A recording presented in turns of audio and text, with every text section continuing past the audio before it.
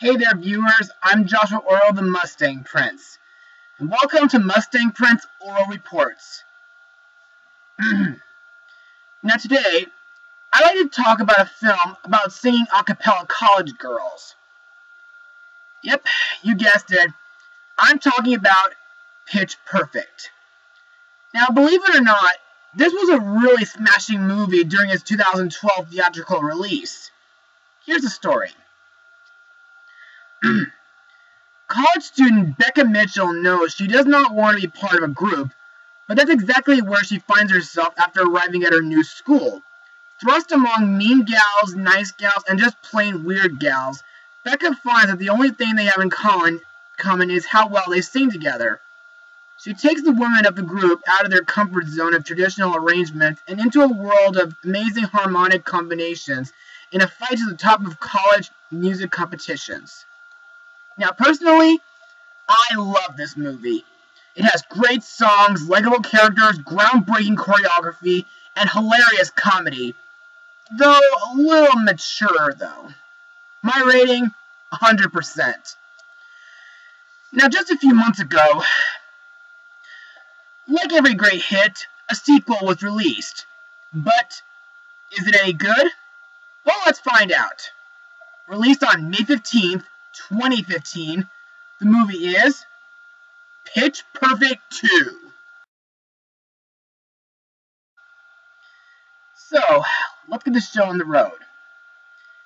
Now, it's been 3 years since the Barden Bellas became the first all-female group to win a national title.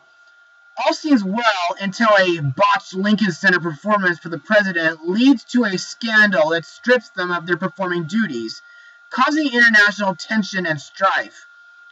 With the World Championships on the horizon in Copenhagen, Denmark, the women must get their act together for their one and only shot at redemption. So, what do I think of this film anyway? Well, I thought it rocked. Even though I'm surprised it surpassed the total gross of the original film, which is in fact $115.4 million in just 5 days, and became the highest grossing musical comedy film of all time these days. But I thought it was equally as good as the original. Also, it's a much better movie than what Universal gave us last month. But I'll get to that when it reaches home media. However, let's move on to Mustang notes. In December 2012, Skylar Astin revealed that he and Rebel Wilson had meetings with Universal Studios about the potential sequel. In April 2013, it was confirmed that a sequel would be released in 2015. Elizabeth Banks directed the sequel, and Kay Kinnan returned as screenwriter. Paul Brooks produced for Golden Circle Films, along with Banks and Max Hendelman. Deke Sharon returned as vocal producer, and has a brief cameo as a German reporter. As in the first film, they ran a month of a cappella boot camp before filming.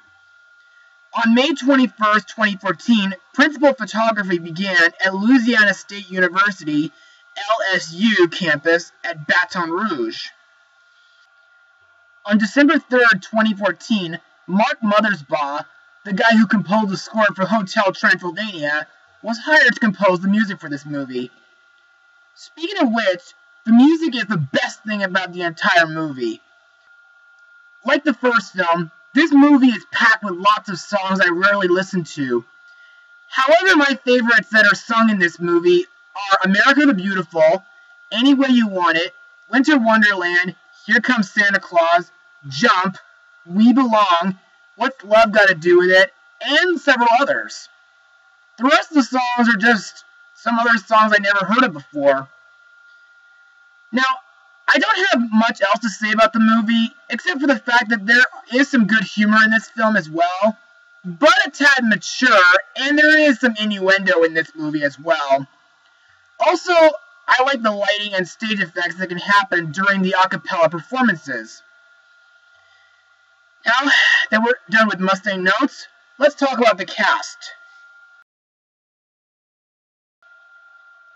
Our main character, Becca Mitchell, is played by Anna Kendrick, best known from films like Paranorman, Into the Woods, and of course, Twilight. Becca is the senior leader of the Bellas, known for creating the unique modern-day sound of them. She is an aspiring record producer and is now an intern at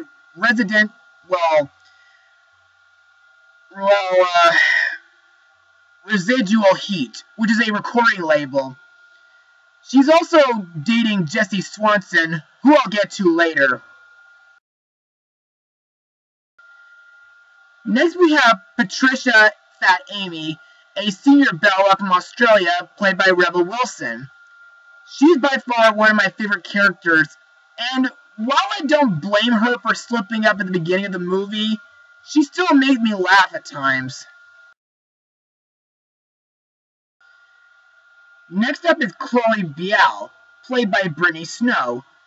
Known for playing Donna Keppel in Prom Night from 2008, Amber Von Tussle from the 2007 Hairspray film, and she voiced Naminé in Kingdom Hearts 2, that is until Megan Jet Martin took her place.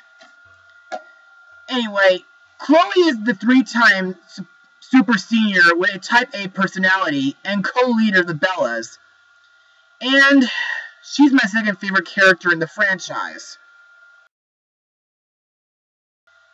The other Bellas are played by Alexis Knapp, Hannah Mae Lee, Esther Dean, Chrissy Fitt, Kelly Jackal, and Shelley Redner. Next is Jessie Swanson, the leader of the Troublemakers and Becca's boyfriend, played by Skylar Astin, who voiced one of the Nicelanders in Disney's Wreck-It Ralph. Next we have Benjamin, or Benji Applebaum, played by Ben Platt. Benji is a senior troublemaker, magic fanatic, and Jessie's best friend. He does manage to get a love interest in the form of a new girl, whom I'll get to later. We also have Bumper Allen, played by Adam Devine, whom you may remember from the recent Intern movie. Bumper is Fat Amy's love interest and former leader of the Troublemakers, and also he's current leader of the Tonehangers. Weird how he transferred from one group to another. Anyway, after working for John Mayer, he returns to Barden University as a security guard. Next we have Aubrey Posen, former leader of the Bellas, played by Anna Camp, who voiced Princess Ivy in the Curse of Princess Ivy special on Sophia the First last year. In this movie, she now runs the Lodge of Fallen Leaves and helps the girls find their inner sound. The funniest thing she does is leave net traps that can catch anyone by surprise. Now let's talk about the new characters, starting with Emily, Legacy Junk, played by Haley Steinfeld. Emily is a freshman Legacy Bella who is an aspiring songwriter. Her mother was also a Barden Bellas, years prior. In my eyes, Emily is a memorable new character and a great new addition to the Bellas. Plus, while I do have a couple friends who write original songs,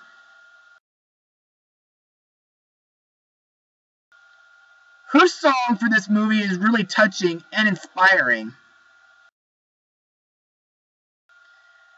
Lastly, we have the Sound Machine leaders, Komezer and Pieter Kramer, played by Birgit Hjort Sorensen and Flora Borg.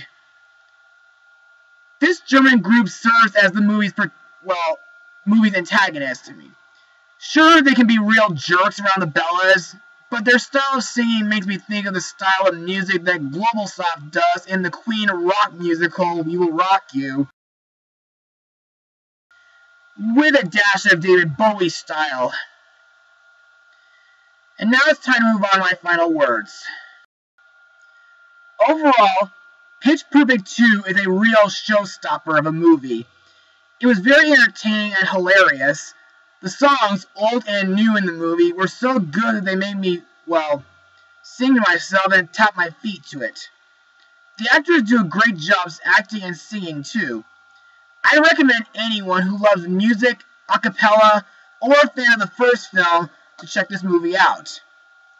I give this film a 99% out of 100. It's not really the best movie of the year, but it's still pretty good. Well, that's it for today, guys. Be sure to join me next time for my next blog. Mustang Power.